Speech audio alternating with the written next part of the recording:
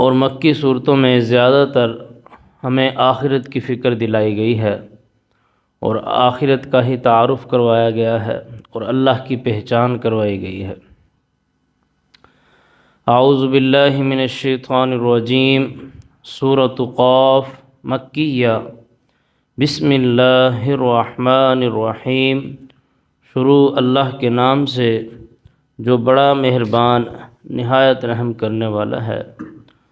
قاف، اللہ عالم، قاف جو ہے لفظ قاف یہ حروف متقطعات میں سے ہے۔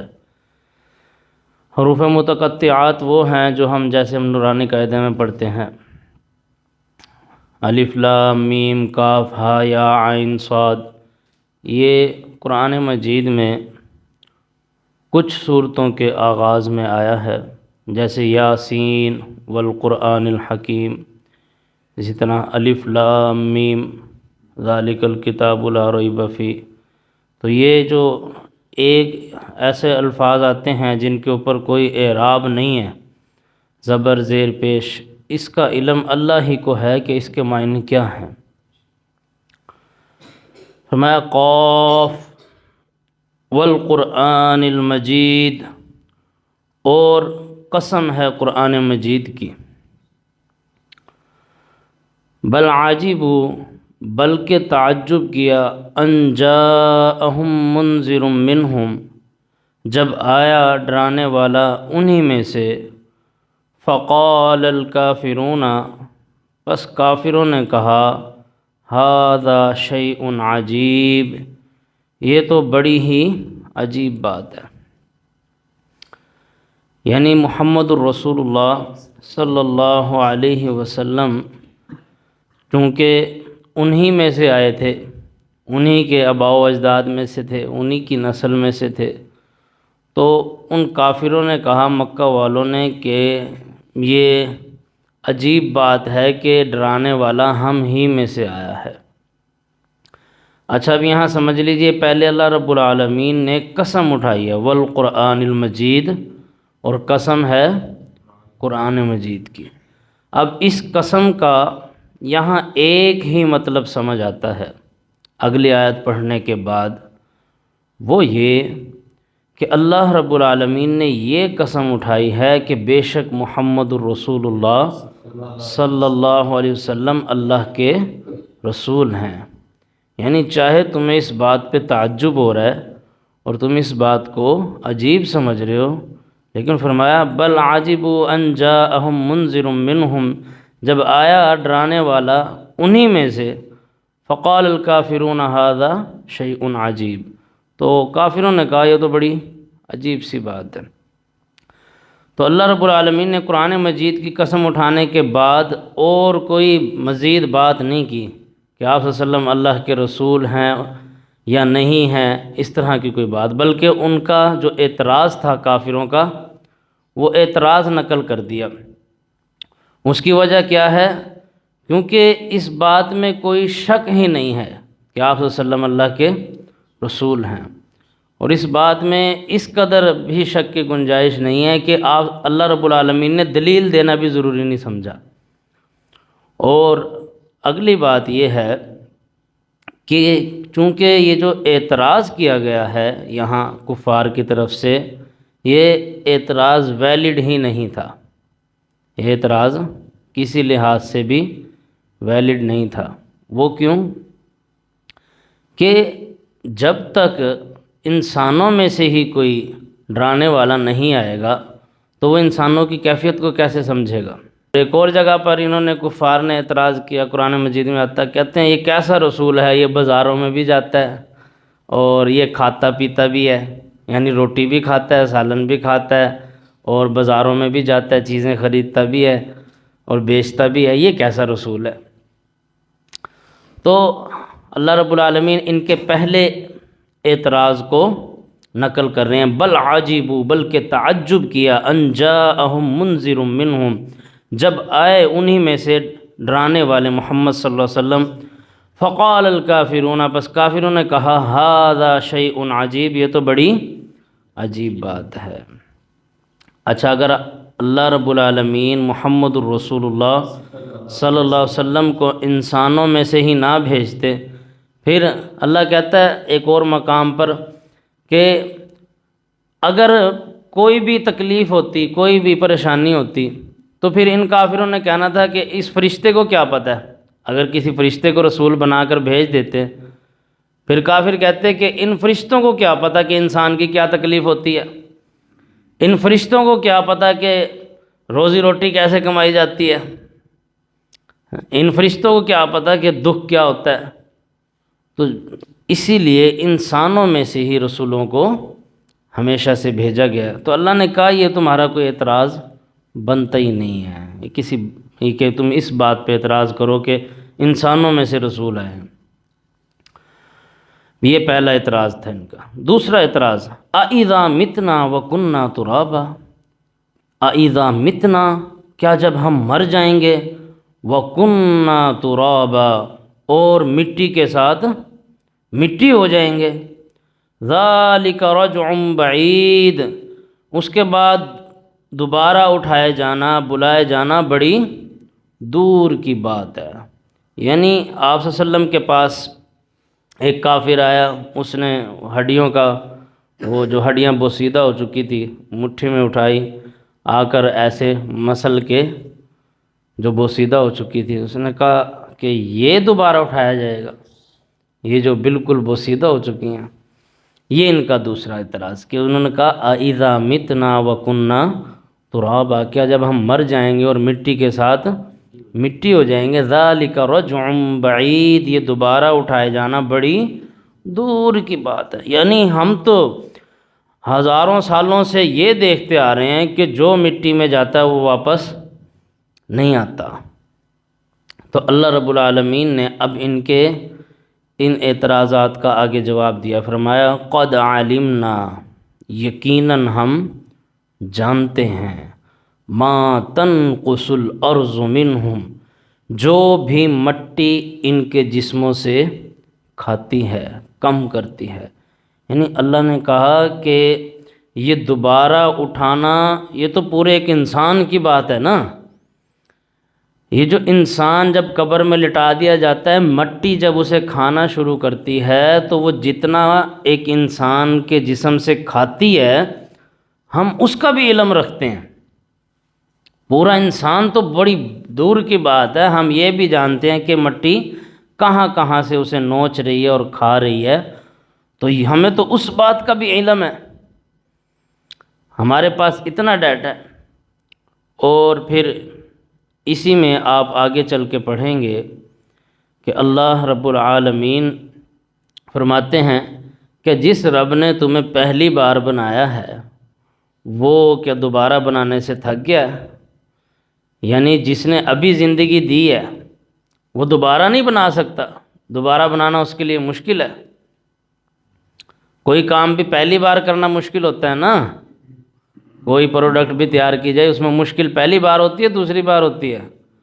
پہلی بار۔ تو جس رب نے پہلی بار اتنا پرفیکٹ بنا دیا تو وہ دوبارہ بھی بنانے پر قادر ہے۔ تو فرمایا قد علمنا، یقیناً ہم جانتے ہیں، ما تنقص الارض منہم، جو بھی مٹی ان کے جسموں سے کھاتی ہے۔ یہاں ایک بات اور یہ پتہ چلتی ہے کہ اللہ یہی جسم دوبارہ بنائے گا، جو جسم ہمارے ہیں انہی جسموں کے ساتھ اللہ ہمیں دوبارہ کھڑا کرے گا، کیونکہ اللہ نے کہا تمہارے جسموں سے مٹی جو بھی کھا رہی ہے اس کا ہمیں علم ہے، یعنی یہی جسم اللہ دوبارہ بنا کے اپنے سامنے کھڑا کرے گا۔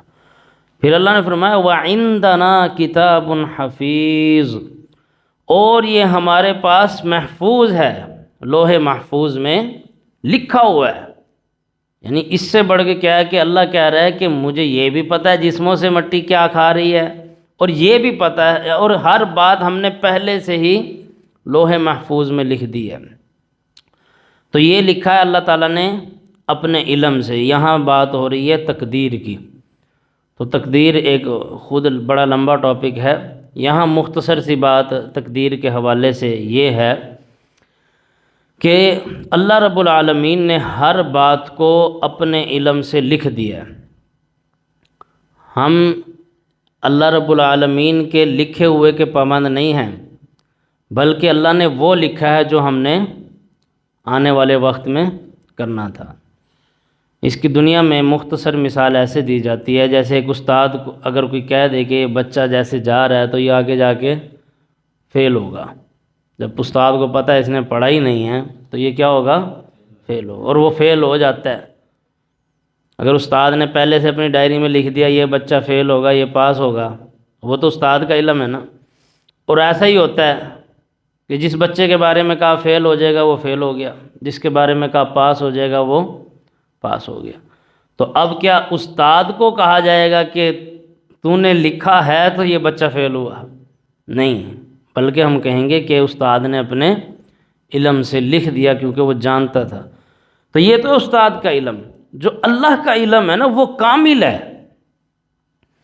اللہ کا علم بالکل کامل ہے، اللہ اچھے سے جانتا ہے کہ کل کو یہ بندہ کیا کرنے والا ہے، اس لیے اس نے اپنے علم سے لکھ دیا۔ تو یہ جو تقدیر ہے یہ اللہ کا کیا ہے؟ علم ہے۔ اچھا، یہاں ایک اعتراض، اس کا بھی جواب آج ہم جان لیتے ہیں۔ کچھ لوگ کہتے ہیں جب اللہ کو پہلے سے پتہ ہے فلاں بندہ جنت میں جائے گا فلاں جہنم میں جائے گا تو پھر یہ سب کھیل تماشا کیوں ہے؟ ہاں، پہلے ہی اللہ جس کو جنت میں بھیجنا ہے اس کو جنت میں بھیج دیتا، جس کو جہنم میں بھیجنا ہے اس کو جہنم میں بھیج دیتا، تو پھر یہ سب کھیل تماشا کیوں؟ اس کا جواب اچھے سے سمجھ لیں کہ جسے اللہ تعالیٰ، اب اللہ کو پتہ ہے کون جنت میں جائے گا کون جہنم میں جائے گا، اب جسے اللہ تعالیٰ جنت میں بھیج دے گا اسے تو کوئی مسئلہ نہیں، کوئی اعتراض نہیں، وہ تو چلا گیا جنت میں، ہاں بھئی اس نے، اللہ کو پتہ تھا اس نے نیک اعمال کرنے لہٰذا جنت میں بھیج دیا۔ جسے اللہ جہنم میں بھیجے گا وہ کیا کرے گا؟ وہ کہے گا اللہ تو نے تو مجھے آزمایا ہی نہیں، آزمائش کی چکی سے اللہ تو نے پہلے ہی ہمیں کہہ دیا کہ تو فیل ہے۔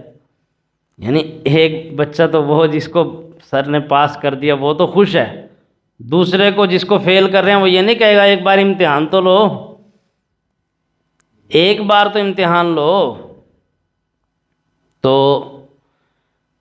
امتحان لینا بے حد ضروری تھا، امتحان کی چکی سے پس کر انسان پھر اللہ کی جنت میں پہنچتا ہے۔ تو یہ وجہ ہے کہ انسان کو امتحان سے دنیا کی زندگی میں گزارا جاتا ہے کہ جنت والا تو جنت میں چلا جاتا، جہنم والا پھر کہتا کہ بھائی مجھ سے تو کوئی امتحان ہی نہیں لیا، امتحان سے گزار کے اب جب قیامت کے دن اکٹھے ہوں گے، اب جب بندہ اعتراض کرنے لگے گا تو اللہ اس کی پوری زندگی کی فلم چلا دے گا، اب کوئی کچھ نہیں کہہ سکے گا۔ اس لیے اللہ کہتا ہے قیامت کے دن ہم زبانوں کو تالے لگا دیں گے، تمہارے اعضاء بول کے کہیں گے ہم نے یہ کیا، ہم نے یہ کیا، ہم نے۔ تو یہ انسان کے دل کی تسلی کے لیے، اطمینان کے لیے، اور تاکہ اسے یہ کہا جا سکے، قرآن مجید میں اقرأ کتابک، پڑھ اپنی کتاب، بنفسک الیوم علیک حسیبا، آج کے دن اب تو اپنا حساب کرنے کے لیے خود ہی کافی ہے۔ تو فرمایا قد علمنا ما تنقص الارض منہم، ہم جانتے ہیں، یقیناً ہم جانتے ہیں جو بھی جسم ان کے جسموں سے مٹی کھا رہی ہے، کم کر رہی ہے، وعندنا کتاب حفیظ، اور ہمارے پاس یہ کتاب محفوظ میں لکھا ہوا ہے، لوح محفوظ میں۔ بل کذبوا بالحق لما جاءہم، بلکہ جھٹلایا انہوں نے جب آ گیا ان کے پاس حق، فہم فی امر مریج، اور یہ ایک الجھن میں پڑے رہے، شک میں پڑے رہے۔ یعنی اللہ فرما رہا ہے الٹا تمہارا یہ مسئلہ ہے کہ تمہارے پاس حق کی بات آ گئی تھی اور تم نے اسے جھٹلا دیا۔ یہاں یہ بات تھوڑی سی سمجھ لیں پھر ہم اپنی بات کو مکمل کرتے ہیں۔ اللہ فرما رہا ہے بل کذبوا بالحق لما جاءہم، بلکہ تم نے جھٹلایا جب تمہارے پاس حق آ گیا تھا، فہم فی امر مریج، اور تم الجھن میں پڑے رہے، شک میں پڑے رہے۔ جب بندہ حق بات کو فوراً جھٹلا دیتا ہے نا، اس کے بعد وہ اسی کے جھٹلانے میں ہی دلیلیں اکٹھی کرتا رہتا ہے کہ کہیں مجھے حق نہ ماننا پڑ جائے۔ تو ان کفار مکہ نے بھی یہی کام کیا کہ رسول اللہ صلی اللہ علیہ وسلم نے جیسے ہی دعوت دی فوراً جھٹلا دیا کہ بھائی ایک تو یہ ہوتا ہے نا کہ کسی کوئی بندہ اگر کوئی بات لے کے آیا ہے اور وہ اس پہ دلائل بھی پیش کر رہا ہے اور وہ تمہیں میں سے ہے، اللہ کی کتاب بھی دے رہا ہے، سب کچھ بتانے کو تیار ہے، اب بجائے اس کو بٹھانے کے، اس سے بات کرنے کے کہ دلیل کو تھوڑا سا سمجھ کے دیکھیں، بھائی یہ بندہ جو ہمارے ساتھ 40 سال سے رہ رہے ہیں اور کبھی ایسی بات نہیں کی اور ہے بھی سچا، تو کم از کم ایک بار بات سن تو لینی چاہیے۔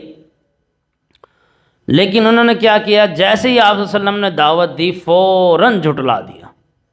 تو اللہ فرما رہا ہے ان کے پاس جیسے ہی حق آیا انہوں نے جھٹلایا، اس کا پھر آگے مسئلہ کیا بنا، فہم فی امر مریج، کہ یہ الجھن میں شک پڑ گئے۔ اب الجھن میں تو پھر بندہ پڑتا ہے کہ دوسری طرف ایسا بندہ ہے جو ہمیشہ حق سچ بول رہا ہے اور اس کے سچ کا کوئی جواب بھی نہیں ہے۔ اب بندہ کہتا ہے میں الزام لگاؤں تو کیا لگاؤں، اس لیے کبھی آپ صلی اللہ علیہ وسلم کو جھوٹا کہنے لگ گئے، کبھی آپ صلی اللہ علیہ وسلم کو جادوگر کہا گیا، اور کبھی کہا گیا کہ یہ مجنون ہو گیا معاذ اللہ۔ اس طرح کے بے تکے الزامات جو بنتے ہی نہیں تھے، یعنی وہ حق کی دنیا میں تو مقابلہ کر ہی نہیں سکے رسول اللہ صلی اللہ علیہ وسلم کا۔ کیوں؟ کیونکہ پہلے ہی جھوٹا الزام لگا چکے تھے۔ اب جب بندہ جھوٹا الزام لگا دیتا ہے، اس کے بعد وہ ایڑی چوٹی کا زور لگاتا ہے کہ جو بات میں نے کہی تھی وہ سچی ہو جائے، تو اپنی پوری کوشش کرے گا اپنی عزت بچانے کے لیے۔ یہی کام کفار نے کیا کہ انہوں نے کہا کہ ہم نے جو اسے جھوٹا کہا تھا نا، تو اب کسی طرح ہم اسے جھوٹا ثابت کر دیں، لیکن اندر سے ان کو بھی پتہ تھا کہ یہ رسول اللہ صلی اللہ علیہ وسلم سچے ہیں۔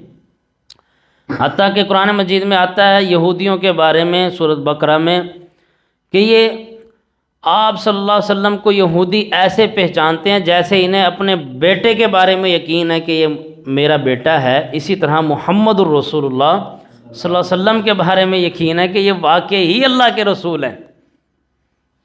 وہ ساری علامات دیکھنے کے بعد بھی جب جھٹلاتا ہے بندہ، پھر وہ الجھن میں پڑ جاتا ہے کہ یار میں چل کہاں رہا ہوں، جب حق بھی دوسری طرف ہے۔ سوال ہے، جب یہودی یہ سمجھتے تھے کہ یہ اللہ کے رسول صلی اللہ علیہ وسلم کو پہچانتے تھے، تو کیا ان کو مسئلہ کیا تھا کہ یہ کہ اسی مسئلے کی تو بات ہو رہی ہے، خاندان سے نہیں آیا؟ ہاں اسی مسئلے کی تو بات ہو رہی ہے، وہی مسئلہ بتایا جا رہا ہے کہ جب بندہ ایک بار کسی کے لیے دل میں اتنی زیادہ نفرت ڈال لے کہ وہ جھوٹا الزام لگا دے کہ سامنے والا کیا ہے، جھوٹا ہے، غلط بات کر رہا ہے، اب وہ اپنی جو اس کے نفس کی انا ہوتی ہے نا، اس کو مار کے دوسرے کو سچا تسلیم کرنا یہ کوئی آسان کام نہیں ہے۔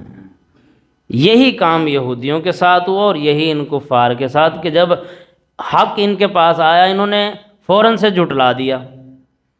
اب بھائی جب جھٹلا دیا، دوبارہ سے کہنا، یہ بات کہنا کہ ہم غلط تھے، ہم نے جو جھٹلایا اور آپ صحیح ہیں لہٰذا ہم آپ پہ ایمان لاتے، یہ جو بہادری دکھانا ہے نا کہ اپنے آپ کو غلط ماننا اور پھر کہنا کہ آپ حق پہ ہیں، یہ کام نہیں ان سے ہوتا تھا، نہ یہ کام یہودیوں سے ہوا نہ ہی کفار سے ہوا۔ بہت سے کر گئے جن سے ہو گیا، خالد بن ولید رضی اللہ عنہ اتنا عرصے تک رسول اللہ صلی اللہ علیہ وسلم پر ایمان نہیں لائے، بلکہ آپ کے خلاف جنگیں لڑتے رہے۔ غزوہ احد میں خالد بن ولید رضی اللہ عنہ کی وجہ سے آپ صلی اللہ علیہ وسلم کے دانت شہید ہوئے، اور پھر جب ابو سفیان رضی اللہ عنہ وہ نہیں ایمان لائے فتح مکہ کے موقع تک، لیکن جب یہ لوگ ایمان لائے تو خالد بن ولید نے پھر ساری کسریں پوری کر دی۔ وحشی جنہوں نے آپ صلی اللہ علیہ وسلم کے چچا کو شہید کیا تھا، وہ ایمان نہیں لائے، وہ بھی فتح مکہ پہ جا کے ایمان لائے، یعنی آپ صلی اللہ علیہ وسلم کو جو چچا سب سے پیارے تھے ان کو شہید کیا، اور پھر جب ایمان لائے پھر کوئی کسر نہیں چھوڑی۔ پھر وہ انہوں نے ابو بکر رضی اللہ عنہ کا جیسے دور شروع ہوا، تو جب مسیلمہ کذاب کے خلاف جنگ ہوئی تو وحشی نے کہا کہ آج اپنے گناہ دھونے کا وقت آ گیا، جو زمانہ جاہلیت میں کام کیا، اور وہ گھس گئے کفار میں۔ اور اس کا تختہ پلٹنے میں سب سے بڑا ہاتھ وحشی کا ہی تھا رضی اللہ عنہ۔ تو یعنی کہ اپنا جھوٹ ماننا کہ ہم غلط تھے اور پھر دوسرے کے حق کو تسلیم کرنا، یہ آسان کام نہیں۔ جس نے یہ کیا وہ کامیاب ہو گیا۔ اس کو کہتے ہیں انا کا بت، انا پرستی۔ اور پھر یہ مکہ والوں میں تو بہت زیادہ تھی، وہ تو کہتے تھے ہم پوری دنیا کے شہنشاہ ہیں۔ کیوں؟ کیونکہ ان کے پاس بیت اللہ تھا، اور بیت اللہ ہونے سے اتنا فخر کیوں آ رہا تھا؟ کیونکہ پورے جتنے بھی آس پاس ممالک لگتے تھے، شہر لگتے تھے، وہاں سے لوگ آتے ہی بیت اللہ تھے تجارت کرنے، تجارت کا مرکز تھا۔ تو یہ وجہ تھی کہ وہ کہتے کہ ہمارے آباء و اجداد پاگل تھے، ان کو سمجھ نہیں آئی، تمہیں زیادہ سمجھ آ گیا، اب تم ہمیں سمجھاؤ گے۔ تو یہ جو چیز ہوتی ہے نا، یہ بندے کو حق تسلیم ہی نہیں کرنے دیتی۔ تو یہ وجہ تھی کہ وہ سب کچھ جاننے کے بعد بل کذبوا بالحق لما جاءہم، بلکہ جھٹلایا انہوں نے جب ان کے پاس حق آ گیا، فہم فی امر مریج، اور وہ الجھن میں پڑ گئے۔